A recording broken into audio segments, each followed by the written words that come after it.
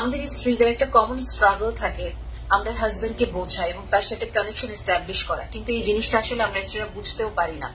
আমরা যেটা বুঝি যে আমার হাজবেন্ড আমার কথা শুনে না, আমাকে ভালোবাসে না, আমাকে কোনো সম্মান করতে চায় না, সে আমার থেকে দূরে থাকে, আমাকে প্রচন্ড শাসন করে, তো আমার সাথে কোনো কথাই বলতে চায় না, উইথড্রল মোডে থাকে। কেন একটা ছেলে আসলে তার বিয়ের পরপরই আস্তে আস্তে করে সম্পর্কগুলোতে এরকম হয়ে আসে? অনেকেই বলে বিয়ের আগেও আমাকে যেভাবে ভালোবাসতো এখন তার ওরকম ভালোই বাসে না, বুঝতেই পারি না যে কি হয়ে গেল এই মানুষটার। আমরা যে পয়েন্টগুলো মিস করে যাই যে একটা হাজবেন্ডের জন্য এটা খুব ইম্পর্টেন্ট তার স্ত্রী তাকে কি সম্মান করছে কিনা, তার কথা শুনছে কিনা, হাজবেন্ডের সাথে স্ত্রীর শারীরিক সম্পর্কটা কেমন, এবং হাজবেন্ডকে স্ত্রী কি যত্ন করে সুন্দর রান্না করে খাওয়াচ্ছে কিনা। অনেকেই এই রান্নার পার্টটা বাদ দিয়ে দেয়, এই জন্য এটাকে আমি লাস্টে বলেছি। অনেকের কাছে এটা নর্মাল, কারণ আমার স্ত্রীও চাকরি করছে, ও রান্না না করলে আমার কোনো সমস্যা নেই, অন্তত একসাথে আমরা একটা লাঞ্চ করি, একসাথে আমরা ডিনার করি দিনে অন্তত। অনেকে এটার জন্য অনেক ব্যস্ত থাকে, তো এটা ওনারা সময় করতে পারে না, কাজে এই জায়গাটা অপশনাল, এটা কারো কারো প্রায়োরিটি। বাট প্রথম যে তিনটা আমি বলেছি, ফার্স্ট পয়েন্টে আমার ছিল আমার স্ত্রী আমাকে সম্মান করে কিনা, দ্বিতীয় কথা আমার স্ত্রীকে আমার কথা শুনছে কিনা, আমাকে মানছে কিনা, এবং তৃতীয় আমার স্ত্রীর সাথে আমার শারীরিক সম্পর্ক কেমন। এই তিনটা জিনিস একটা ছেলের জন্য খুবই ভাইটাল একটা পয়েন্ট। এবং কমপ্লেন যেটা আসে যখন কাপল কাউন্সিলিং গুলো করি, ছেলেরা খুব কমন কমপ্লেন এইগুলোই বলেন যে আমার স্ত্রী আমাকে কোনো সম্মান করে না, যখন রেগে যাচ্ছে তখন এত হার্টফুল কথা বলছে, এত ডিমিন করছে, বা অনেক সময় দেখা যায় হাজবেন্ড যে বিষয়গুলোতে খুব থ্রেটেন বা চ্যালেঞ্জ ফিল করেন, স্ত্রীরা বুঝে বুঝে ঠিক ওই জায়গাটাতে খুব হার্টফুল ওয়েতে ওনাকে ক্রিটিসিজম দিতে থাকেন, সমালোচনা করতে থাকেন, যেটা হাজবেন্ড আরো বেশি ফিল করেন যেহেতু আমাকে কোনো সম্মানই করে না। একটা মেয়ের জন্য ভালোবাসা যতটা গুরুত্বপূর্ণ, একটা ছেলের জন্য সম্মান ঠিক তার চেয়েও বেশি গুরুত্বপূর্ণ। এবং এই জায়গাটাতে একটা রিসার্চও করা হয়েছে যেখানে বলা হয়েছে, ছেলেরা বলছে যে আমি সম্মানহীন পৃথিবীতে বেঁচে থাকতে পারবো না, কিন্তু ভালোবাসাহীন পৃথিবীতে বেঁচে থাকতে আমার কোনো সমস্যা নেই। কাজে আমরা মেয়েরা যখন এটা আমাদের ল্যাঙ্গুয়েজ দিয়ে আমাদের হাজবেন্ডকে ভালোবাসার চেষ্টা করি, বোঝার চেষ্টা করি, আমরা এই জায়গাটা মিস করে যাই। কারণ আমার হাজবেন্ডের জন্য এটা ইম্পর্টেন্ট যে আমি ওনার কথা কতটুকু শুনছি, ওনাকে আমি কতটুকু রেসপেক্ট করছি, পাবলিকলি হিউমিলিয়েট করছি, আমি কি উনি একটা কথা বললে আমি কি আরেকটা কথা বলছি, ওনার মতামতকে আমি উড়িয়ে দিচ্ছি, হয়তো উনি একটা মতামত দিচ্ছেন, আমার পরিবারের সদস্যরা আরেকটা মতামত দিচ্ছেন, হয়তো হতে পারে আমার মতামত বা আমার পরিবারের সদস্যদের মতামতটা অ্যাকিউরেট, কিন্তু আমি কি পাবলিকলি ওনার মতামতটা সব উড়িয়ে দিলাম, নাকি আমি আস্তে করে ওই সময়টা চুপ থাকলাম, পরবর্তীতে হয়তো ওনাকে আদর করে আমি এটা বুঝিয়ে বলছি জিনিসটা এরকম করা যায় নাকি। আর্ট অফ কমিউনিকেশন, যেটার মাধ্যমে আমরা আমাদের হাজবেন্ডকে ওই সম্মানটা দিতে পারবো এবং তাকে এটাও ফিল করাতে পারবো যে you are important for me, এবং আমরা এই কাজটাও করতে পারি যে তার কথা যে আমি মানছি বা শুনছি এটা তাকে আমি আস্তে আস্তে বোঝাতে পারি।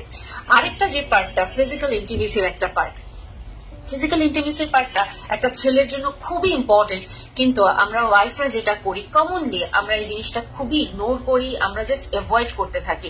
আমাদের একটা কমন অজুহাত থাকে, আমি সারাদিন অনেক টায়ার্ড, আমি এটা করতে পারবো না, বা আমার ভালো লাগছে না। অথচ একটা জিনিস আমরা ভুলে যাই, যে জিনিসটা আমরা পছন্দ করি, যেটাকে আমরা প্রায়োরিটি দিই, by hook or by crook আমরা কিন্তু এই কাজটা করি।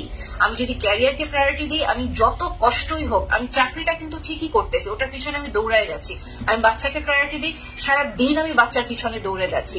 কিন্তু আমার হাজবেন্ড যখন আমার কাছে এই সম্পর্কটা চাইছে, যেটা তার খুব কোর একটা নিড, ইনফ্যাক্ট বলা যেতে পারে এটা কাইন্ড অফ তার জন্য একটা ব্যাটারি চার্জ দিচ্ছে, এই জিনিসটা তাকে আমরা ওই জায়গাটা মিস করে যাই এবং তাকে প্রচন্ড রকম ভাবে হার্ট করি, তাকে ফিরিয়ে দিই, এবং তখন সে অনেক বেশি ফিল করে যে আমার ওয়াইফ তো আসলে আমার জন্য কি করছে, আমি তো তার জন্য জাস্ট সিম্পল একটা এটিএম মেশিন ছাড়া আর কিছু না।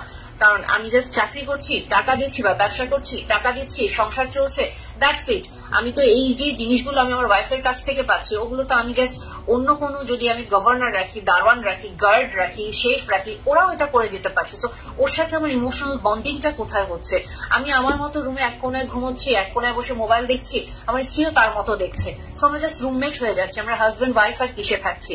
সো হাজবেন্ডের যে কমন এই কমপ্লেইন গুলো থাকে, আমরা স্ত্রীরা অনেক ক্ষেত্রে এটা মিস করে যাই এবং আমরা হাহাকার করি যে আমার হাজবেন্ড কেন আমাকে বুঝছে না। আরেকটা জিনিস যেটা আমার কাছে মনে হয় এটা খুব ইম্পর্টেন্ট, আমরা স্ত্রীরা যেটা আর কি করি, আমরা ওয়েট করি যে আমার হাজবেন্ড কখন আমাকে বুঝবে, এবং কখন বুঝবে এটাতে আমরা আমাদের মনের কথাগুলো বলতেই চাই না, এবং আস্তে আস্তে আমাদের মনের ভিতরে অভিমান জমে, আমরা রেগে যেতে থাকি। এবং আরেকটা যেটা যে আমরা স্ত্রীরাও বলি যে আমার জন্য তো সম্মান খুব ইম্পর্টেন্ট, আমাকে তো সম্মান করে না।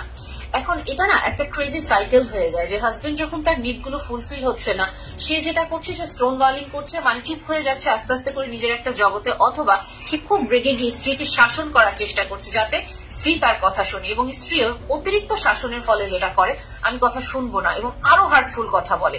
সো কারণ স্ত্রী তখন আসলে আনলাভড ফিল করছে। সো এটা একটা ক্রেজি সাইকেল হয়ে যাচ্ছে, একজন শাসন করছে কারণ সে ডিসরেসপেক্টেড ফিল করছে, আরেকজন আরো বেশি অসম্মান করছে কারণ সে আনলাভ ফিল করছে। এই সাইকেলটা শেষ কোথায়? যে কোনো একজনকে তো ম্যাচিউর হয়ে স্টেপ নিতে হবে।